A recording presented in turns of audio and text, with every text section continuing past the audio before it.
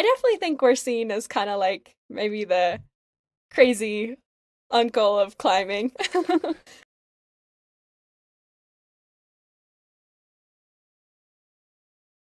Can you fall? Or like, no, you really can't fall outside. You really can't fall outside. Both due to like the nature of the ice screws, like they actually hold, I think, better than people think. Like everyone like looks at it and they're like, no, that doesn't really make any sense. But actually they oftentimes will hold, and that's great. But the like real danger that you get into with like falling on ice is because you're wearing like a it's like a boot, almost like a ski boot, so it's pretty firm. And then you have a crampon underneath that as well. And so it's really easy if you fall to like catch the crampon and like break your ankle or break your leg just from like the force of hitting the ice. If you fall, it's really hard to give like a soft catch ice climbing, but it's really easy to, yeah, injure yourself doing it. And obviously, you've got knives in your hands and knives on your feet, and yeah, if you fall, it's generally not the greatest day. Yeah. How do you know that that ice is going to be able to hold you? Yeah, there's definitely like things that you want to look out for. Like temperature plays a huge role. Like there's kind of like a sweet spot for ice. If it's too like mushy, gushy, like slushy, then it's not going to hold an ice screw very well. But if it's super brittle too, it might fracture and it'll be a little bit harder for the screw to go in. So generally, like around the teens and 20s, are like a good temperature for ice. And then a lot of it too is like how it's formed. Um, if that makes sense. Like some ice like does form like really like thin chandeliers, or it's like pretty fragile. And you can tell that pretty quickly from when you're climbing on it. Like you'll swing into it, and it'll like shatter and like sound like glass. Or you'll swing into it and it'll do what's called like dinner plating. So you'll get like a big like dinner plate sized chunk of ice will like peel off and fall down. It's kind of like assessing like a snowpack almost. Like you kind of have different layers, and they're formed differently, like based on temperature and precip. And like oftentimes some layers are really good and some layers are not as good. And so it's a little bit about like being able to read the ice and being able to like um, pick through any ice that's bad to get to the hopefully better stuff that's underneath. How often would you say that you go up to a climb and then you end up backing off of it because of the ice? It's pretty common, more common than you'd probably think. Yeah. And I definitely am like a very conservative climber as well. Like I will only climb something if I know that it's well within my ability level. So I'm definitely not like projecting. I'm not the kind of person who's like going to be, you know, really pushing the limits of Yeah. alpinism. Like I'm more interested in just romping in the mountains and then pushing my limits in comps.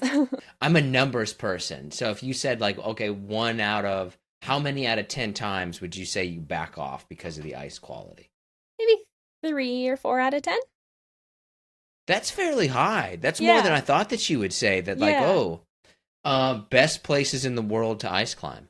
I mean, I'm partial to Uray because I grew up so close to it. But if you are looking to get into ice climbing for the first time, like try it for the first time, seriously, go to Uray. I think it is the highest concentration of accessible routes, certainly in the United States.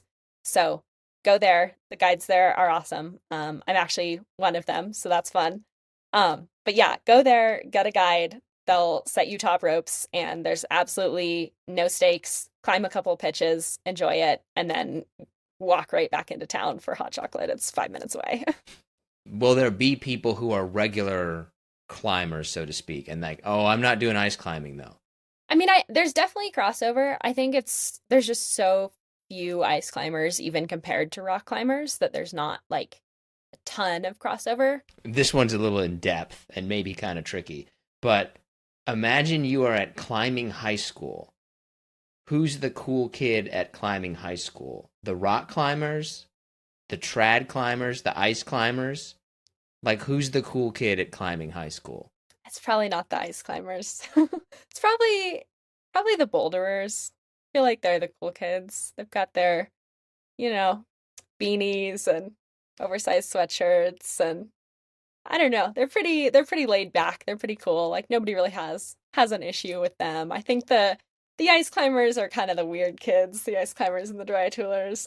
They're not sitting at like the main cool kid table. Where are you guys Probably at? And not. oh, where are you guys at? You're not like eating lunch in the bathroom. No, I think we've got our like little table of just us. We've got our little clique. Little table of just us. Do you think it can you get down to the cool table? Or is no, ice climbing's always probably going to be its own little thing?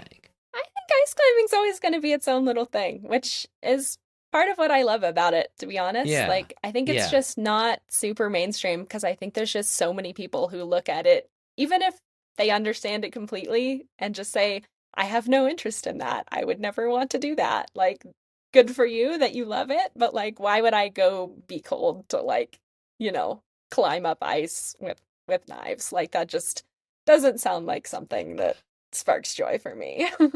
Yeah, that the cold is what gets me. Is it usually really cold? Yes, I can't lie about that. It is usually really cold. It What do helps. you put on your hand? You're not climbing in bare hands, are you? No, we climb with little gloves.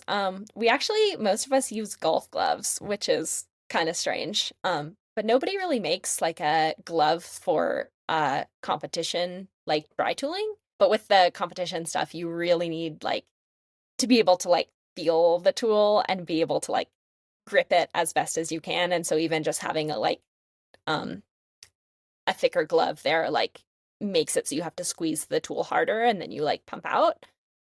So the golf gloves actually like they're both grippy, and they're super tight. You want them like skin tight to your hands. With climbing ice, are there different kinds of ice or is ice ice? There's definitely different kinds of ice. Super variable based on like temperature and precip and how it forms. And I think people sometimes run into trouble because they assume, oh, ice is just ice. I progress through the grades in the same way that I would lead climbing outside. But ice, like, you really need to learn how to read it. And the only way you can do that is by climbing it. And so climbing it on top rope is like the best way to kind of gain that experience before you're ready to start leading. So I think the common rule is like you want to top rope at least 100 pitches of ice before you even start like to consider leading ice. And then from there, like you should really be slow and kind of be climbing ice that you know is like well within your wheelhouse. Just because conditions are so variable, like something can be graded WI3 one year, but then if you hit it, too early season, too late season, like maybe it was a bad precip year, it can look really different from the pictures. So, like with rock climbing, you're like, oh, it's 512. It's always 512. Like maybe if it's a warm day, it's slightly slippery 512, but it's still 512. But with ice, like it genuinely does vary every single year. And so it's really important to like know current conditions more than just like, oh, I've climbed this route before. I climbed it last year. I know what it feels like. Like, no, it can look completely different. Will it be different hour by hour or generally like, no, it's set up this way this year, it's going to be this way this year and maybe a different way next year? It definitely does change a little based on the time of day. Like typically you want to like start and finish in the shade if you can, unless it's like a really cold day, because like the sun can start to like melt it and change it, and you don't really want it changing while you're on it. Um, but it typically like once it's in, it's kind of that way for the season, unless like it falls down, or it gets like some drastic temperature like fluctuations and like melts and refreezes in a weird way. So I wouldn't necessarily say hour by hour, but probably like day by day.